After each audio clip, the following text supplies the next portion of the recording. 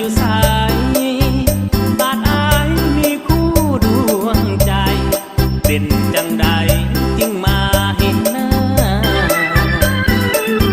พบน้องทางนี้เต็มที่แท่นอการดาหวานมีพันระยะ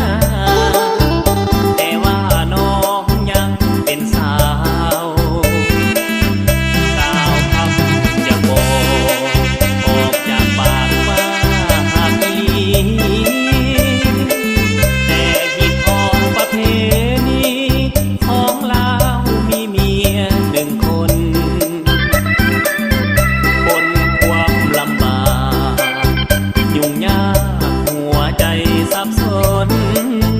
อยากเอาเมียเพิ่มอีกหนึ่งคนแต่จนใจน้องมาทีหลังคนหนึ่งคือเมียคนสองก็คือน้องนาส่วนอ้ายคนกลางหาทางเลือกนางหนึ่งคนอยากเลือกน้องสาว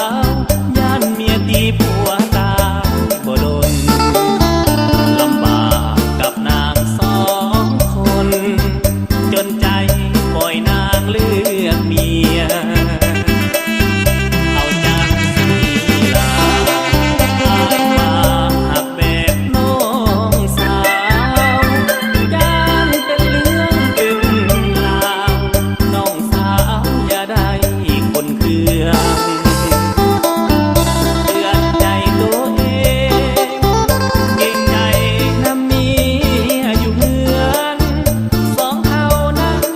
เปรียบเสมือน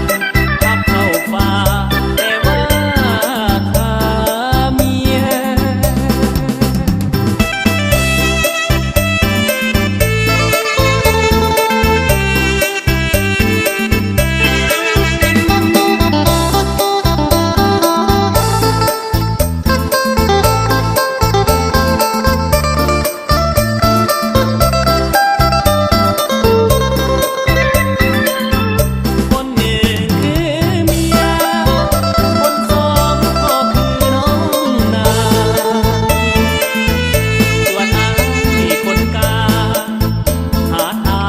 เลือกนาง